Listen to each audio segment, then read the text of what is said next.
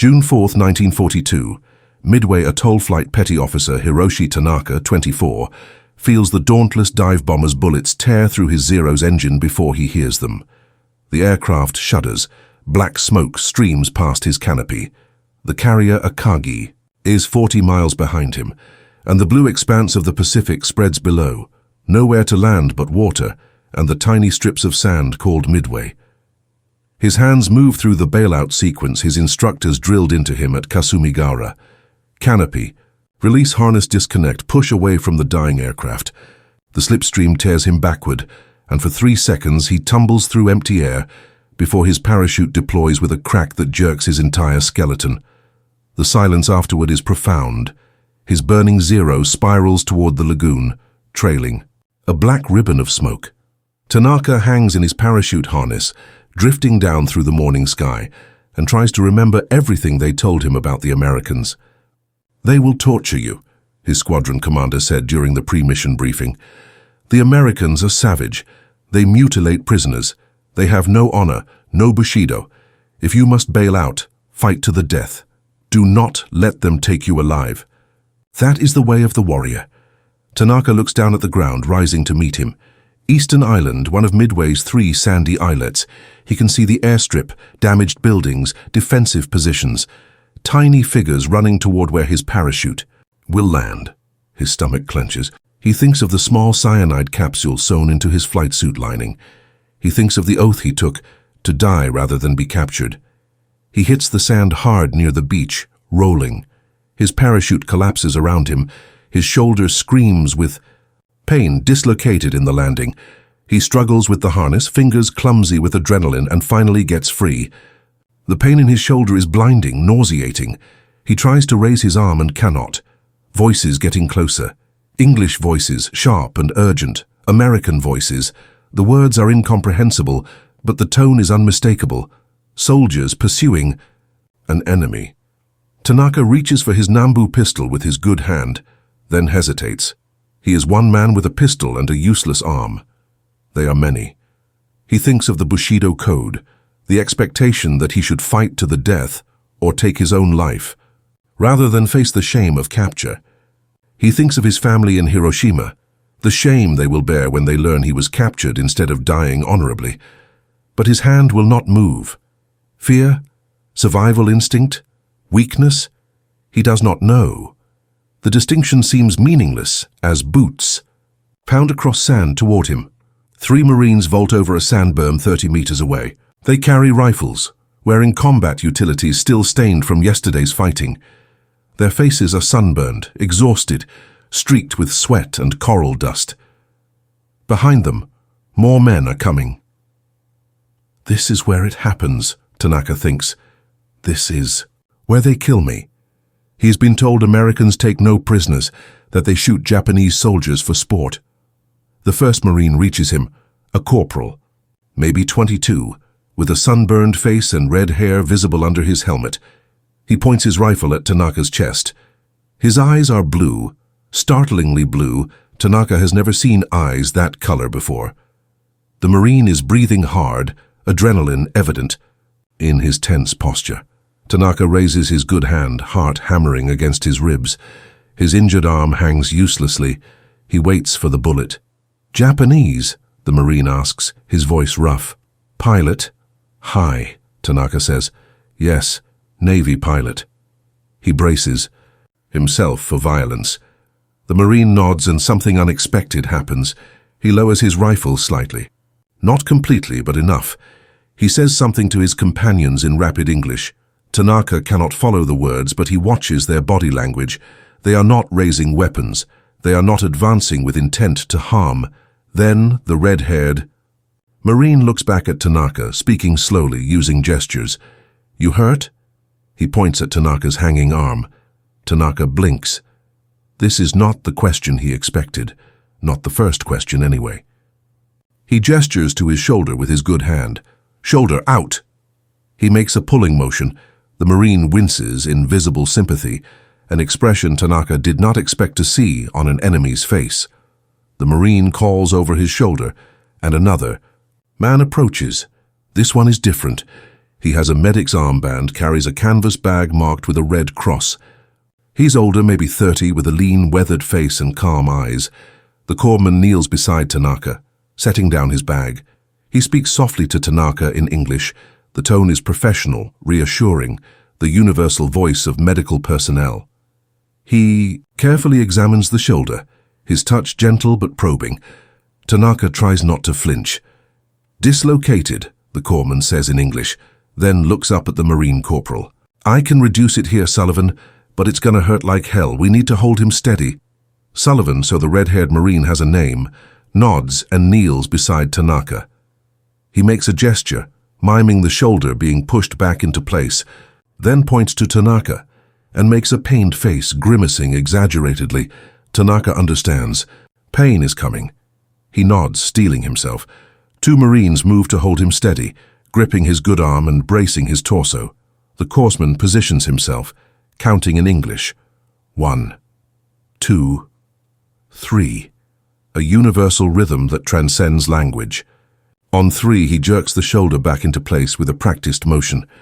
The pain is blinding, white-hot, exploding through Tanaka's entire upper body. He bites down on his own tongue to keep from screaming, tasting blood. For a moment, he thinks he might lose consciousness. Then suddenly, the pain reduces to a deep, throbbing ache. Still intense, but manageable. The corpsman fashions a sling from bandages, securing Tanaka's arm against his chest. His movements are practiced and sure. He has done this before many times. He checks Tanaka's pulse, looks into his eyes, asks questions in English that Tanaka cannot answer, but nods to anyway. "Water," Sullivan says, and another Marine hands. "Over a canteen." Sullivan unscrews the cap and offers it to Tanaka. Tanaka stares at the canteen. Is this a trick? Poisoned? A test? But his throat is parched from fear and smoke inhalation. His mouth tastes of blood and ash. He drinks. The water is warm, metallic tasting from the canteen, but real and clean and desperately needed. He drinks too quickly, coughs, drinks more carefully. "Easy," Sullivan says, using a universal cautioning tone. "Slow." They help Tanaka to his feet. He is unsteady, shock and pain making his legs weak. The Marines support him on either side, not roughly but firmly. They walk him across the sand toward a damaged hangar being used as a temporary command post. Marines and sailors stare as they pass. Some faces show anger. The battle is barely over. American bodies are still being recovered from the lagoon, the smoke from burning ships still visible on the horizon. Tanaka sees hatred in some eyes, and he understands it. Others show only exhaustion or curiosity. One young sailor, barely 18, stares at Tanaka with wide eyes, as if he is an exotic and dangerous animal. Inside the hangar's shade, the temperature drops noticeably.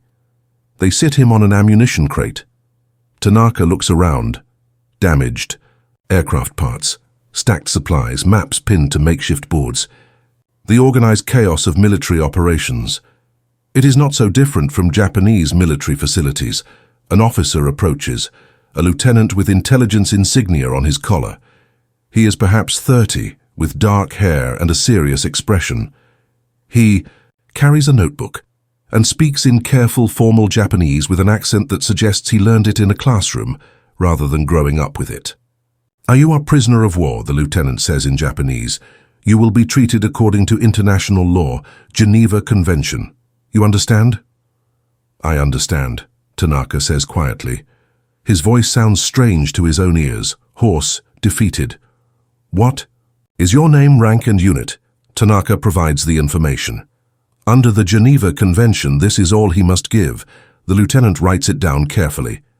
"You will be questioned about military information," the lieutenant continues. "You do not have to answer those questions, but you will be given food, water, medical care. You will not be harmed. This is American law. This is international law." Tanaka waits for the but, for the conditions, for the moment when the mask drops and the torture begins. It does not come. The lieutenant simply nods, makes a note in his book and moves on to speak with other officers. Sullivan reappears with a mess tin containing food, beans, bread, a piece of spam, canned peaches, American field rations. The sight and smell of food makes Tanaka realize how hungry he is. He has not eaten since before the pre-dawn launch from Akagi, what feels like a lifetime ago, but was only hours. "Eat," Sullivan says, gesturing. He mimes eating. Tanaka takes the mess tin with his good hand. For a moment he hesitates. Then hunger overrides suspicion and pride and shame. He eats. The food is bland, strange tasting, nothing like Japanese rations, but it is fuel and his body needs it desperately. Sullivan sits nearby on another ammunition crate, cleaning his rifle with practiced motions. He pulls out a pack of cigarettes, Lucky Strikes, the package colorful and foreign, and taps. "One out." He offers the pack to Tanaka. Tanaka takes a cigarette with his good hand. His hands are still shaking slightly. Adrenaline, shock, the aftermath of violence. Sullivan lights both cigarettes with a Zippo lighter, the flame bright in the hangar's shadows. The metal of the lighter is worn, inscribed with something Tanaka cannot read. They smoke in silence for a moment. The tobacco is different from Japanese cigarettes, stronger, harsher, but the ritual is universal. Two men sharing smoke in the aftermath of battle. Then Sullivan speaks, slowly, using simple words and gestures. "Feels on der bomb, Pearl Harbor." He makes a diving motion with his hand, mimics explosions. Tanaka's stomach clenches. Here it comes. The anger, the violence, the revenge for December 7th. Every American must hate the Japanese for Pearl Harbor. Tanaka was not there, but he is Japanese, a pilot, part of the same military machine. In American eyes, he is guilty. "No," he says carefully, watching Sullivan's face for the reaction. "I was, training in Japan. December. I am fighter pilot. 0, protect bombers." He makes gestures to supplement his limited English, a plane, escort formation. Sullivan nods slowly, drawing on his cigarette. He seems to be thinking, processing. Then he reaches into his breast pocket and pulls out a photograph, creased and worn from being carried. He shows it to Tanaka. A young woman with dark hair stands in front of a white house, holding a baby. She is smiling at the camera. The baby is perhaps 6 months old. Behind them, Tanaka can see a car, trees, an ordinary American street. "Wife," Sullivan says, pointing to the woman. "Son," he points to the baby. "Michigan." He gestures broadly, indicating a faraway place. Then he points to Tanaka, makes a questioning gesture with his eyebrows raised. Does Tanaka have family? Is that what Sullivan is asking? Tanaka understands. With his good hand, he reaches into his own pocket and pulls out his photograph, creased and water-stained now from his time in the ocean, the edges softening. His parents and younger sister stand in front of their home in Hiroshima. His father wears a formal kimono. His mother holds a paper umbrella. His sister Yuki is 16, smiling shyly at the camera. "Family," Tanaka says, his voice suddenly tight. "Mother, father, sister." He points to each figure. Sullivan looks at the photograph carefully, really looks at it. His expression is hard to read, something between recognition and sadness. He nods slowly, respectfully, and hands it back carefully, as if it is precious. He says something in English that Tanaka doesn't understand, but the tone is not hostile. Almost sympathetic, sad. Sullivan stubs out his cigarette and stands. He says something to the other Marines, gestures to Tanaka. Then he looks back at Tanaka and nods, not friendly exactly, but acknowledging. Human to human. As Sullivan walks away, Tanaka sits on his ammunition crate, arm throbbing in its sling, and tries to understand what just happened. The Americans did not torture him. They treated his injury. They gave him food and water and cigarettes. They asked about his family. Sullivan showed him a photograph of his wife and son. This is not what Tanaka was told would happen. This is not what his squadron commander described in the briefing. Where is the savagery? Where is the torture? Where is the barbarism that justified every Japanese military action? Tanaka feels something crack inside his understanding of the world. It is not a comfortable feeling. The long night. That night, Tanaka is moved to a temporary holding area, a WWII section of the hangar cordoned off with rope and guarded by 2 Marines. There are 3 other Japanese prisoners there, 2 pilots from his own carrier group, and a sailor pulled from the water after his ship was sunk. They speak in hushed Japanese, comparing experiences. "They will torture us eventually," says Ensign Kawamoto, a bomber pilot with burns on his hands and face. "This is just to soften us up. They want us to think they are civilized.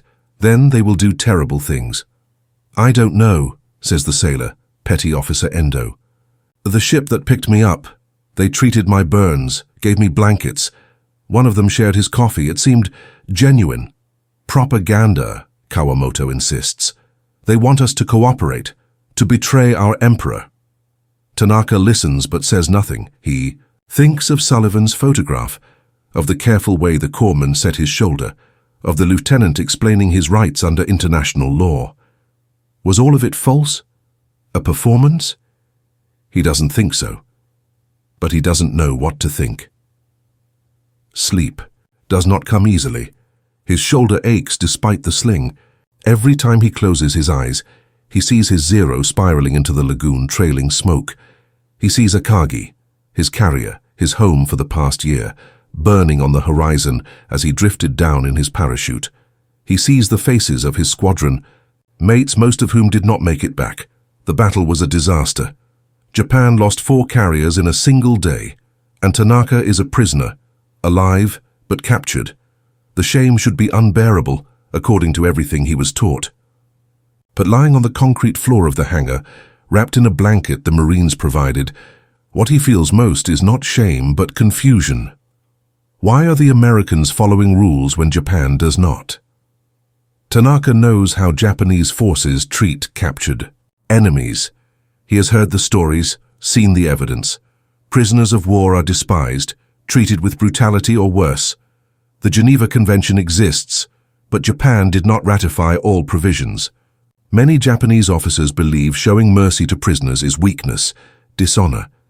Yet here are the Americans, following these rules scrupulously, treating enemy pilots with medical care and basic dignity. Why? Tanaka and 11 other Japanese POWs are transported to Oahu aboard a naval vessel. The journey takes 2 days. They are kept below decks in a secured compartment, guarded but not mistreated. Sailors bring them food, more American rations, bland but adequate. One young sailor who speaks a few words of Japanese attempts basic communication. "How old?" the sailor asks in broken Japanese. 24, Tanaka responds. "Me too," the sailor says in English, then holds up 2 fingers and 4 fingers. 24. The sailor shows Tanaka a photograph from his wallet, a family photo, parents and 3 siblings in front of a farmhouse. "Iowa," the sailor says. "Farm, you?" "Hiroshima," Tanaka says. He shows his photograph again, the one of his family. "City, my father, teacher." He doesn't have the English words to explain more. The sailor nods, looks at the photograph respectfully, hands it back. For a moment, 2 24-year-olds from opposite sides of the world share a common understanding. They both have families, homes, lives interrupted by war. When they arrive at Pearl Harbor, Tanaka sees the aftermath of December 7th for the first time. The harbor is still being cleared. Sunken ships are visible beneath the water. Oil still floats on the surface in some areas. He sees the Arizona Memorial being constructed over the wreckage of the sunken battleship. The destruction shocks him. He knew of the attack, of course. It was celebrated throughout Japan as a great victory. But seeing it in person, seeing the scale of damage, the ongoing recovery efforts, makes it real in a way that reports and propaganda never did. Men died here. American men in their own harbor, on what was supposed to be a peaceful Sunday morning. And now Tanaka is in that same harbor, a prisoner, being treated with care and restraint by the very people whose comrades died in that attack. The cognitive dissonance is overwhelming. The POW facility at Pearl Harbor is a converted warehouse surrounded by fencing and guard towers. The Japanese prisoners are kept separate from German and Italian POWs, who are also being held in the Pacific Theater. There are 12 Japanese prisoners initially, all naval aviators or aircrew captured in recent operations. The compound is basic but not inhumane. Barracks with bunks, a communal area, latrines, a small courtyard for exercise. The food is American military rations, delivered 3 times a day. There is drinking water, basic medical care, and regular inspections by the International Red Cross. By any objective standard, it is far better treatment than Japanese forces provide to their prisoners. This fact is not lost on the men. They talk, in the evenings, comparing experiences, trying to make sense of what happened to them. Flight Petty Officer Kenji Yamamoto was shot down during the same Midway battle. His bomber was hit by anti-aircraft fire, broke apart in mid-air. He bailed out and spent 4 hours in the water before an American destroyer pulled him from the sea. He expected to be shot, or worse. "They brought me aboard," Yamamoto says, his voice still carrying disbelief. "I was burned, my hands, my face, from the fire. The ship's doctor treated me immediately. Morphine for the pain, specialized bandages. They kept me in their sickbay for 2 days before bringing me here. The doctor was gentle," he continues. "He could have treated me roughly, caused pain. But he was careful, professional, like I was one of his own sailors." Sailors brought me coffee, Yamamoto adds. "Hot coffee with sugar and soup. I couldn't use my hands, they were bandaged, so one of them fed me. Like I was a child who needed care. I was the enemy. I had been trying to sink their ship hours before. Yet, they fed me." Petty Officer Takeshi Nakamura, a Zero pilot, shot down over Guadalcanal in early August, has a different story, but with the same impossible kindness at its core. "The Marines who captured me had just been bombed," Nakamura says. "I saw their faces, anger, grief, exhaustion. They had lost friends. One of them pushed me, shouted at me. I thought they would beat me to death. I was ready for it. Then I started bleeding from a head wound. I didn't even realize I was wounded until the blood ran into my eyes. One of the Marines saw it and called for a corpsman. Another one gave me water from his own canteen. A third, I swear this is true, shared a chocolate bar with me. D ration. It was barely chocolate, tasted like chalk, but he broke it in half and gave me half." "Why would they do that?" Nakamura asks the group. "Their friends had just died. Why give me chocolate?" No. One has a good answer. Lieutenant Satoshi Watanabe, a bombardier from a shot-down G4M, adds his own story. "I landed near a Marine position on Wake Island. The Marines who captured me were furious, absolutely furious. One of them punched me in the stomach. I doubled over, thought this was the beginning of my execution. But a sergeant intervened, pulled the Marine back, said something sharp in English. The sergeant helped me up, actually helped me stand and checked me for injuries. Later, an older Marine, a gunnery sergeant with grey in his hair, sat with me. He didn't speak Japanese, I don't speak English, but he showed me photographs of his family. Watanabe pulls out his own photograph, his wife and infant daughter. I showed him this. He looked at it for maybe 30 seconds, really looked at my daughter's face. Then he nodded and handed it back so carefully, like it was precious. He said something in English, I don't know what, but his tone was almost apologetic. Apologetic, Watanabe repeats, like he was sorry we were enemies, like he regretted the necessity of my capture. In the compound, away from the pressures of military hierarchy and combat, the prisoners begin to question everything they were taught. Flight Petty Officer Hideo Matsumoto becomes the most vocal. He is 26, older than most of the pilots, and he has seen more of the war. He flew in the China campaign before the Pacific War began. He has seen what Japanese forces do to prisoners. "They lied to us," Matsumoto says one evening, his voice carrying across the barracks. "Our officers, our training, our propaganda, all lies. They told us Americans were demons who would torture us. They told us to die rather than be captured because capture meant unspeakable horrors. But when I was captured," he continues, "they gave me medical care, food, water. They treated me according to their laws, laws that exist, that they actually follow. Who lied?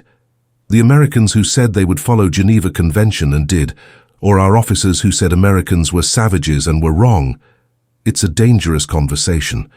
Several of the prisoners are true believers, committed to the Emperor, convinced that Japan is fighting a righteous war against Western imperialism. They argue with Matsumoto. It's a trick, says Ensign Kawamoto, the burned pilot. They're softening us up for interrogation, making us compliant. It's psychological warfare. For what purpose? Matsumoto shoots back. We've told them nothing, but name, rank, and serial number. They haven't pressured us, haven't threatened us. The interrogations are polite, almost formal. When we refuse to answer, they simply move on. Where is the warfare in that? They want us to betray the Emperor, another pilot insists, to speak against Japan. No one has asked us to do that, Matsumoto says. Not once. They ask about military information, ship positions, aircraft types, tactical formations. When we refuse to answer, they accept it. They don't push, they don't threaten, they just move on. Tanaka listens to these arguments, his shoulder still aching in its sling, and thinks about Sullivan, about the photograph of Sullivan's wife and son, about the respectful way Sullivan looked at Tanaka's family photograph. Sullivan wasn't following orders when he showed Tanaka that photograph. That wasn't military protocol. That was human connection. One young man showing another young man. I have people I love. I'm fighting to get back to them. I see that you have people you love too. What was the point of that? What psychological warfare purpose did it serve? Tanaka doesn't think there was one. He thinks Sullivan just did it, human to human, and that terrifies Tanaka more than torture would have, because torture he would understand. Torture fits the narrative he was given. Torture confirms that Americans are barbarians worthy of hate, but kindness, respect, recognition of shared humanity, that breaks everything. The flow of Japanese POWs continues as the war expands. In September, Flight Warrant Officer Nobuo Fujita's float plane is hit by anti-aircraft fire during a reconnaissance mission over Attu Island in the Aleutians. American forces recently landed to retake the island from Japanese occupation. Fujita manages to ditch in a rocky cove, the plane breaking apart on impact. He swims to shore, the water so cold it feels like knives cutting into his skin. American soldiers find him within an hour, shivering violently on a rocky beach. Hypothermia is setting in. Fujita can barely move. He expects death. Instead, the soldiers wrap him in blankets, their own blankets taken from their packs. They build a fire using driftwood, sheltering Fujita from the wind. One of them, a private who can't be more than 19, gives Fujita hot coffee from a thermos, holding the cup to Fujita's lips because his hands are shaking too violently to hold. It himself. An army medic checks him for hypothermia, rubbing his hands and feet roughly to restore circulation. The medic speaks to him in English. Fujita doesn't understand the words, but the tone is urgent, concerned, professional concern. The medic wraps Fujita in more blankets, keeps him by the fire, monitors him constantly. "You're damn lucky," the medic says in English. "Another 30 minutes and you'd be dead." They take Fujita to a field camp where a wood stove provides precious warmth. The soldiers give him dry clothes, American Army issue, too large for his smaller frame, but warm and dry. They give him food, hot stew from a pot on the stove, bread, more coffee. Fujita eats and drinks, feeling returning to his frozen limbs, and tries to understand why these men are saving his life. A sergeant who speaks some Japanese, learned from missionary parents in Tokyo, explains Fujita's status. Prisoner of war. You'll be sent to the mainland eventually. In the meantime, we'll keep you warm and fed. Geneva Convention, you understand? Fujita nods. He understands the words. He doesn't understand why they matter to these Americans. Why are they following rules when he was bombing their positions just hours ago? That night, Fujita sits in a tent with 3 American soldiers who are there to guard him. They share their rations with him, canned hash that has been heated on a portable stove, crackers, yet more coffee. Americans drink so much coffee. One of the soldiers, a private named Jackson from Montana, shows Fujita photographs. His family's ranch, mountains in the background, horses, a dog, a younger brother. Jackson tries to communicate through gestures and drawings. He draws a plane, points to Fujita, draws the ocean, makes a crashing motion, then draws a thumbs up, points to Fujita and smiles. Glad you made it. Fujita stares at him. Jackson is glad Fujita survived. Jackson, whose fellow soldiers might have been killed by Fujita's bombs, whose base Fujita was photographing for future attacks. This Jackson is glad Fujita didn't freeze to death in the Aleutian waters? It makes no sense. But it's real. Fujita, Can see it in Jackson's face, in his smile, in the genuine relief in his eyes. Jackson is glad a human being didn't die from hypothermia, even though that human being was trying to kill Americans just hours before. The contradiction makes Fujita's head hurt worse than the cold did. By October 1942, several dozen Japanese, pilots and air crewmen, are held in a specialized POW facility in California's Central Valley. The camp is in a rural area, surrounded by farmland. From the compound, the prisoners can see workers in the fields, civilian cars on distant roads, the peaceful rhythms of agricultural life continuing as if there is no war. The disconnect is surreal. One week, Fujita was bombing American positions in the Aleutians. Now he stands in a California POW camp, watching American farmers harvest crops, living a life so far removed from combat that it seems impossible both can exist simultaneously. The prisoners talk constantly, comparing experiences, trying to find patterns that make sense. More men arrive with similar stories. Lieutenant Friedrich Weber, Lieutenant Toshiro Yamada, whose bomber was shot down over the Solomon Islands. An elderly woman in a field hospital treated his shrapnel wounds. She was old enough to be his grandmother, with grey hair and gentle hands. She cleaned his wounds, applied antiseptic that burned, bandaged him carefully. She didn't speak Japanese. He didn't speak English, but she hummed while she worked, some American tune he didn't recognize, and her touch was kind. Feldwebel, Senior Petty Officer Kenji Sato, shot down over New Guinea, captured by Army infantry, who were initially rough with him, shouting in English he couldn't understand. Then one of them noticed Sato was wearing a wedding ring.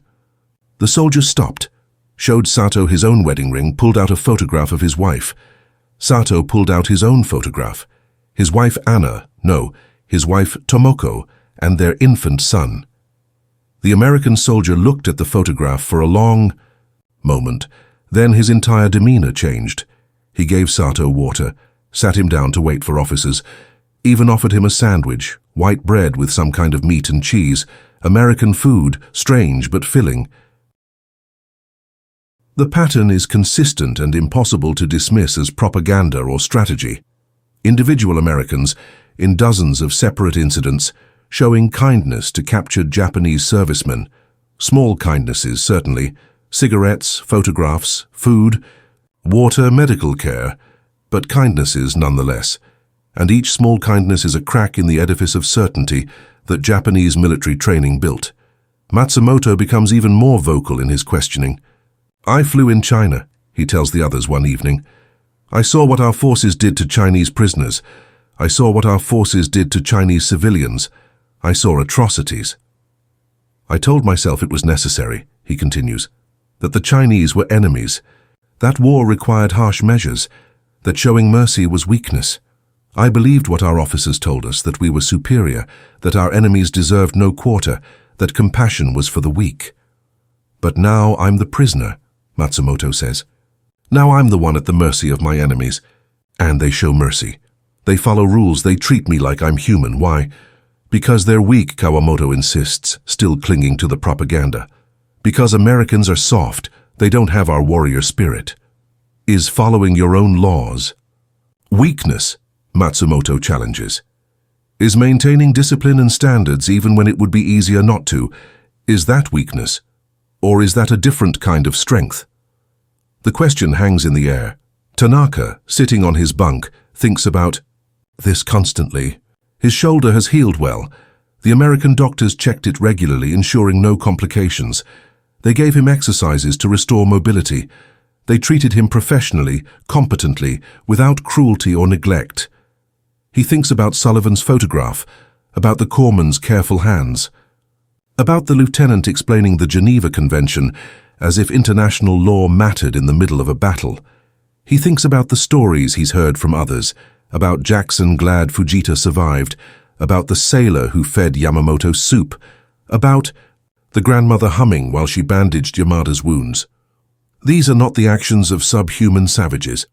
These are the actions of people with codes of conduct, with laws they choose to follow, with a sense of basic human decency that persists even in war. And if Americans are not what Japanese propaganda claimed, what else is a lie? That question, once asked, cannot be unasked. December arrives cold even in California. The prisoners receive winter clothing. American military issue coats and blankets. The camp administration follows Geneva Convention protocols scrupulously. Meals are adequate. Medical care is available. The Red Cross inspects regularly.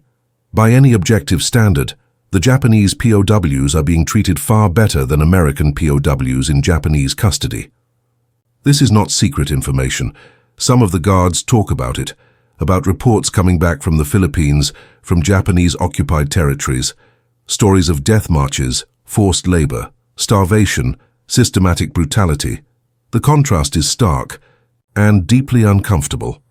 Unlike German POWs who can write letters home, the Japanese prisoners exist in a complete severing from their former lives. Japanese military culture treats captured soldiers as dead, erased from family records. To be captured is to cease to exist in Japanese society. The shame is absolute and permanent, so they cannot write letters home, cannot tell families they are alive, cannot maintain any connection to the lives they had before, but some of them write anyway, knowing the letters will never be sent. Tanaka writes in a journal provided by the camp administration. He knows it will be read by censors, but he writes anyway because he needs to articulate the thoughts that consume him. December 15th, 1942, Mother, Father Yuki. I know you will never receive this. I know that officially, I am dead to you. The fee. Shame of my capture has erased me from our family. This is proper according to Bushido. This is what I was taught. But I am alive. I am in California, in an American prisoner of war camp, and I am treated with care. I was taught that capture meant dishonor so complete that death was preferable. I was taught that Americans would torture and mutilate prisoners, that surrender was betrayal of everything sacred. I carried a cyanide capsule in my flight suit, ready to take my own life rather than face American savagery, but when my shoulder was dislocated, an American medic treated it. When I was thirsty, an American soldier gave me water. When I was hungry, they fed me. When I was cold, they provided blankets. The Marine who first captured me was named Sullivan. He had red hair and blue eyes. I had never seen blue eyes before. He showed me a photograph of his wife and baby son in Michigan. He gave me cigarettes. He looked at our family photograph with respect, as if you were real people to him, not just images of the enemy. I do not understand. How can the enemy be merciful? How can those we were told were without honor demonstrate honor? How can they follow their own laws even when no one would know if they broke them? What else did they teach us that was not true? I think of you every day. I hope Yuki is continuing her studies. I hope Father's school is safe from the bombing. I hope Mother's garden still blooms in spring. I hope you can forgive me for the shame I have brought upon our family. But I also hope someday someone shows mercy to Japanese prisoners the way Americans have shown mercy to me. Your son, who cannot be your son anymore, Hiroshi Tanaka knows. These words will never reach Hiroshima, but writing them helps. It helps to articulate the confusion, to give voice to the questions that haunt him.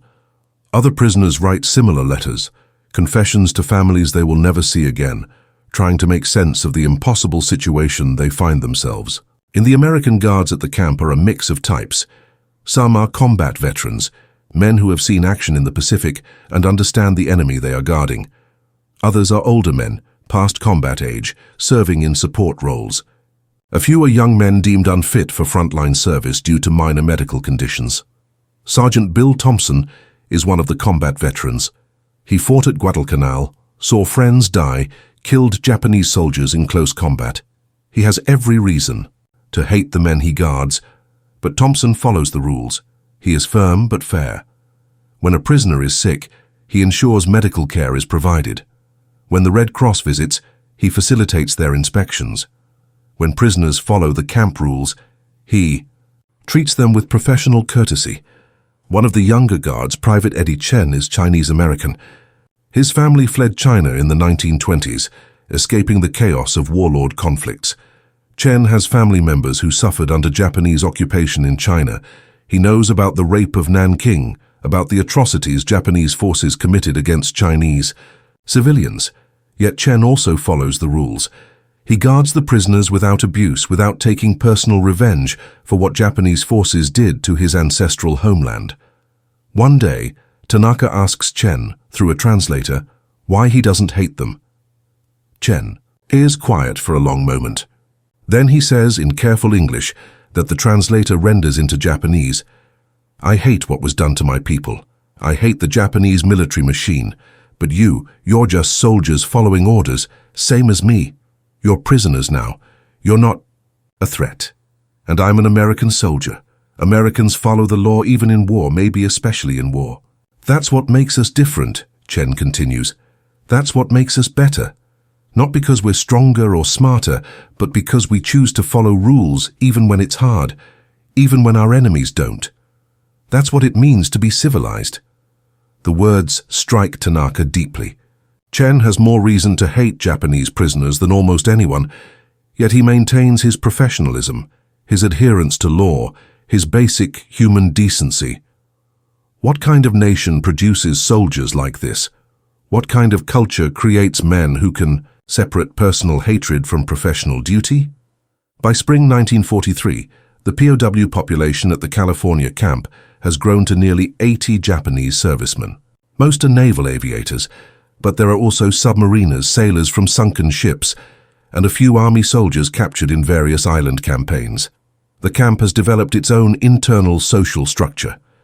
The true believers, those who remain fiercely loyal to the emperor and refuse to question Japanese propaganda, keep to themselves. They view the questioners like Matsumoto with suspicion, accusing them of being weak, of betraying Japanese values. But the questioners are growing in number. More men are comparing notes, sharing experiences, asking uncomfortable questions about what they were taught versus what they experienced. A new prisoner arrives in March, Lieutenant Commander Saburo Nakamura, a veteran pilot with 6 years of service. He flew in the China campaign, participated in the Pearl Harbor attack, fought at Midway and Guadalcanal. He is older, 32, and carries the weight of experience. The younger prisoners expect him to reinforce the propaganda, to tell them their doubts are weakness. Instead, Nakamura surprises them. "I've been thinking about this since I was captured," Nakamura tells a gathered group one evening. "I've had 3 months to think, to compare what I was told with what I've seen, and I've concluded that we were lied to about many things. The Americans are not subhuman," he continues. "They are not savages without honor. They have their own codes, their own standards, and they follow them, even when it would be easier not to. That's not weakness, that's discipline. But here's what troubles me most," Nakamura says, his voice dropping. "I think about what I did in China, what we all did in China, and I think about how Americans are treating us now. The contrast is..." He trails off, unable to find words. "Shameful," Matsumoto finishes quietly. "The contrast is shameful." The word hangs in the air. Shameful. Not the shame of capture, the shame of recognition, the shame of realizing that Japan violated the very codes of honor it claimed to embody. The shame of understanding that the propaganda was not just wrong, but inverted. That Japan, not America, was the nation acting without honor. "We cannot say this aloud," Nakamura cautions. "The loyal ones will report us. They will say we are traitors. But among ourselves we must acknowledge the truth. We were on the wrong side of morality even if we were following orders. This is dangerous thinking, revolutionary thinking, the kind of thinking that could get a man killed if reported to the wrong people." But in the quiet of the California POW camp, far from the war, removed from military hierarchy and propaganda, reinforcement, the truth has space to breathe. Summer 1943, Sullivan's letter in June, something unexpected happens. Tanaka receives a letter, not from his family. They believe him dead, and even if they didn't, letters between Japan and America are impossible, but from Sullivan. The camp commander calls Tanaka to his office and hands him an envelope. This arrived through military channels, the commander says through a translator. "From Corporal Sullivan, currently stationed in the South Pacific. He requested we forward it to you if you were alive and in our custody." Tanaka stares at the envelope, not understanding. Why? Would Sullivan write to him? He opens it carefully. The letter is in English, but the camp provides a translator. Dear Hiroshi Tanaka, I don't know if this letter will reach you or if you even want to hear from me, but I've been thinking about you since Midway. I wondered if you survived, if your shoulder healed properly, if you made it through everything okay. I showed my wife your family photograph. I told her about you, about a Japanese pilot who loved his family same as I love mine. She cried when I told her, not because she's soft, but because she understood the tragedy of it all. Two young men who should have been living peaceful lives, forced to fight each other because of decisions made by old men in distant capitals. I hope you're being treated well. I hope your shoulder healed. I hope the war ends soon so we can all go home to our families. My son is walking now. He took his first steps in April. I missed it because I was on deployment, but my wife wrote to tell me. She said he walked 3 steps, then fell on his butt and laughed. I would give anything to have seen that. I don't know what the right thing to say is in a letter like this. We're enemies, but we're also just 2 men who met on the worst day of both our lives and tried to be decent to each other. I guess what I want to say is, I'm glad you survived. I'm glad I didn't have to kill you that day. And I hope, someday, you get to go home to your family in Hiroshima. Stay safe. Corporal Jack Sullivan, United States Marine Corps Tanaka, reads the translated letter 3 times. Then he sits in silence for several minutes, unable to speak. Sullivan wrote to him. Sullivan, who has every reason to hate Japanese pilots, who has been fighting in the Pacific for over a year now, who has probably lost friends to Japanese forces. Sullivan took time to write a letter checking on Tanaka's well-being. Sullivan shared news about his son. Sullivan hoped Tanaka would get home to his family. Sullivan was glad Tanaka survived. The camp commander clears his throat. Do you wish to write a response? Under Geneva Convention, we can facilitate correspondence between prisoners and enemy combatants under certain circumstances. Tanaka nods, unable to trust his voice. He writes carefully in Japanese, which is translated into English. Dear Corporal Sullivan, your letter reached me. I'm in California, in a prisoner of war camp. My shoulder healed well, thank you. The American doctors took good care of it. I showed your photograph to other prisoners here. I told them about you, about an American Marine who showed me kindness when he could have shown cruelty. Many of them had similar experiences. We are learning that what we were taught about Americans was not true. I am glad your son is walking. Children growing up learning new things, this is what makes life meaningful. I hope you get to see him soon. I hope he grows up in a world without war. You are right that we should have been living peaceful lives. I should be teaching literature at a university like my father. You should be watching your son grow up in Michigan. Instead, we met on a beach at Midway, and you had every reason to shoot me, but chose humanity instead. I do not know if I will ever see my family again. In Japanese, culture-captured soldiers are considered dead. My family has been told I died honorably at Midway. They do not know I am alive, and perhaps it is better that way. The shame of capture is too great, but I want you to know, you changed something in me that day. You showed me that enemies can recognize each other's humanity, that war does not have to destroy everything decent in us, that even in the worst circumstances, people can choose kindness. Thank you for checking on me. Thank you for being glad I survived. Thank you for treating me like a human being when I expected to be treated like an animal. I hope the war ends soon. I hope you see your son again. I hope we both survive to become old men who remember that day on the beach and marvel at how young and foolish we were. Respectfully, Flight Petty Officer Hiroshi Tanaka, Imperial Japanese Navy. The letter is sent through military channels. Tanaka doesn't know if Sullivan will ever receive it, if military censors will allow it through, if the letter will survive the chaos of wartime mail. But he sent it. He acknowledged the connection, the impossible human moment that survived in the middle of war. By 1944, the war has turned decisively against Japan. American forces are pushing westward across the Pacific, island by island. The POW camps are filling with more Japanese prisoners, though the numbers are still relatively small. Most Japanese soldiers still choose death over capture, following the Bushido Code to its fatal conclusion. But among those who are captured, the pattern continues.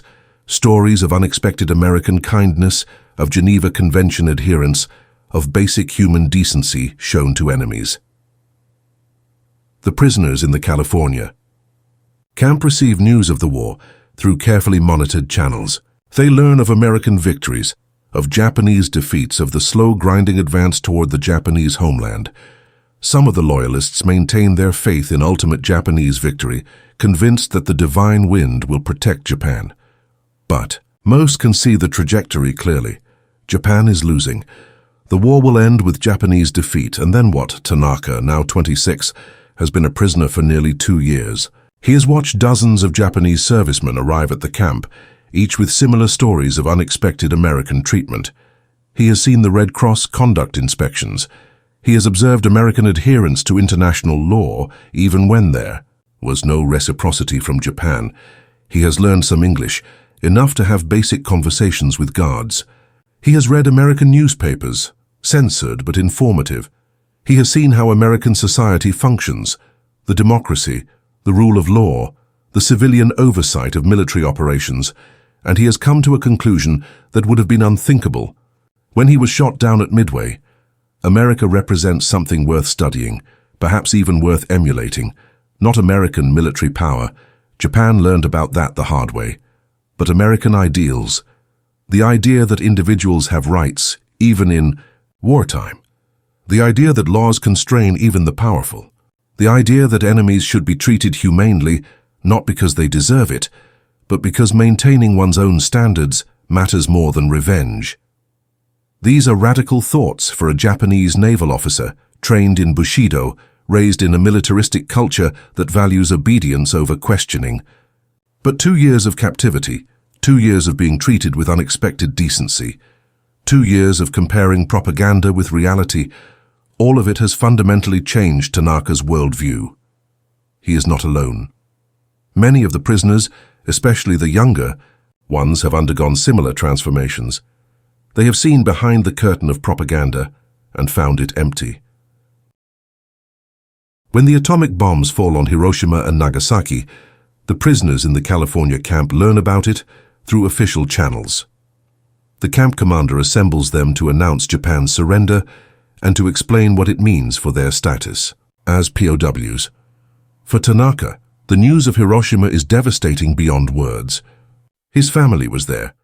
His parents, his sister Yuki, his entire extended family, all in Hiroshima. He doesn't know if they survived. He has no way to find out immediately. The city is destroyed, tens of thousands dead.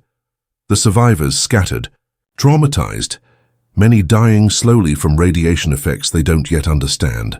Tanaka sits in his bunk and tries to comprehend a world without his family. He pulls out the photograph, now 3 years old, creased and faded from being carried, and looks at their faces. His father in his formal kimono, his mother with her paper umbrella, Yuki, 16 years old in the photograph, smiling shyly. Are they dead? Did they survive? He has no way to know. Other prisoners from Hiroshima and Nagasaki are similarly devastated. Some rage against the Americans, calling the atomic bombs proof of American barbarism. Others are simply numb, unable to process the scale of destruction. Matsumoto, ever the questioner, says quietly, "We dropped bombs on Chinese cities, killed civilians by the thousands, called it necessary. Now Americans drop bombs on our cities, kill our civilians by the thousands, call it necessary. Where does the cycle of violence end?" No one has a good answer. The camp commander, through translators, addresses the prisoners with unusual gravity. "The war is over. Japan has surrendered. You will be repatriated to Japan in the coming months. I want you to know that despite what was done to Hiroshima and Nagasaki, despite everything that has happened, you will continue to be treated according to the Geneva Convention. You will be treated with dignity. This is American law. This is who we are." The words are both comforting and bitter. American law, American adherence to standards. Even now, even after atomic bombs, even in the chaos of victory, the rules still matter to Americans. Meanwhile, stories are emerging about how Japanese forces treated Allied POWs. Stories of death marches, forced labor, starvation, systematic brutality. Stories that shame every Japanese serviceman who hears them. The contrast is unbearable. Americans treated Japanese POWs according to international law. Japanese forces brutalized Allied POWs with systematic cruelty. Who were the savages? Who were the civilized? The propaganda answer and the reality answer are opposites. The repatriation process takes months. Ships must be arranged, logistics coordinated, paperwork processed. The Japanese POWs wait in their California camp, existing in a strange limbo between captivity and freedom. During this time, Tanaka receives word, through Red Cross channels, that his father and sister survived Hiroshima. They were outside the city when the bomb fell, visiting relatives. His mother was at home. She did not survive. The news breaks something in Tanaka.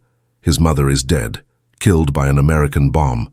The same Americans who treated him with unexpected kindness are the ones who killed his mother. How does he reconcile this? Sullivan saved his life, showed him kindness, wrote him a letter checking on his well-being. But other Americans, perhaps Sullivan's own comrades, dropped the bomb that killed Tanaka's mother. Both things are true. Both things exist simultaneously. The cognitive dissonance is overwhelming. Matsumoto finds Tanaka sitting alone in the courtyard, staring at nothing. "I heard about your mother," Matsumoto says quietly. "I'm sorry." They sit in silence for a while. Then Matsumoto says, "War makes us all guilty. Everyone has blood on their hands. Japanese forces killed millions of Chinese civilians. American forces killed hundreds of thousands of Japanese civilians. British forces, German forces. Everyone participated in the machinery of death. But," Matsumoto continues, "there were also individuals who chose to maintain their humanity even in the midst of horror. The Marine who gave you cigarettes, the corpsman who treated your shoulder, the guard who treats us fairly even though he fought at Guadalcanal. These individual acts of decency don't erase the larger crimes, but they prove that humanity can survive even in the worst circumstances. I don't know how to reconcile it," Tanaka says. "Americans were kind to me. Americans killed my mother." "Both are true." "Yes," Matsumoto agrees, "both are true. That's the tragedy of war. Nations commit atrocities, but individuals within those nations can still choose kindness. The cruelty doesn't negate the kindness, and the kindness doesn't negate the cruelty. Both exist. We have to hold both truths at once, even though it's nearly impossible." Tanaka pulls out Sullivan's letter, now months old, and reads it again. Sullivan hoped Tanaka would get home to his family in Hiroshima. Sullivan didn't know that Hiroshima would be destroyed, that Tanaka's mother would die, that the family Sullivan wished him to return to would be shattered. But Sullivan's hope was genuine. His kindness was real. That matters, even if the outcome was tragic. When Tanaka finally boards the ship that will take him back to Japan, he carries almost nothing. A few pieces of clothing, his photographs, Sullivan's letter, the tangible evidence of 3.5 years as a prisoner of war. The voyage across the Pacific is long and strange. The POWs, now repatriates, are traveling home to a Japan they don't know. A defeated Japan, an occupied Japan, a Japan under American military administration. When the ship arrives in Yokohama, Tanaka sees American soldiers everywhere, the occupying force, the victors. Men wearing the same uniforms as Sullivan, as the corpsman who treated his shoulder, as the guards who watched over him in California. The defeated Japanese bow to these American soldiers. Follow their orders. Accept their authority. It is humiliating and surreal. Tanaka travels to Hiroshima, or what remains of it. The devastation is beyond anything he imagined. The city is simply and gone, flattened, a wasteland of rubble and twisted metal, and the shadows of people burned into concrete. He finds his father and sister living in a temporary shelter on the outskirts of the destroyed city. The reunion is bittersweet. They believed him dead for 3.5 years. His survival is a miracle, but also a source of shame. He was captured, not killed. In traditional Japanese culture, he should have died rather than surrender. But Tanaka's father, a literature teacher, is a thoughtful man. After the initial shock of reunion, after the grief over Tanaka's mother is shared, his father asks, "How were you treated? In the American camps?"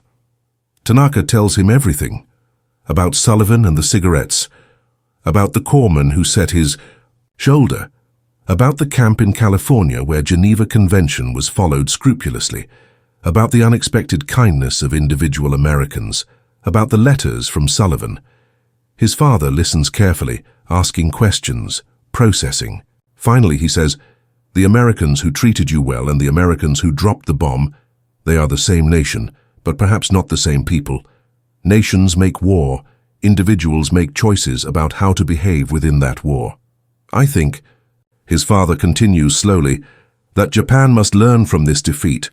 We told ourselves we were superior, that our enemies were subhuman, that our cause justified any atrocity. We were wrong.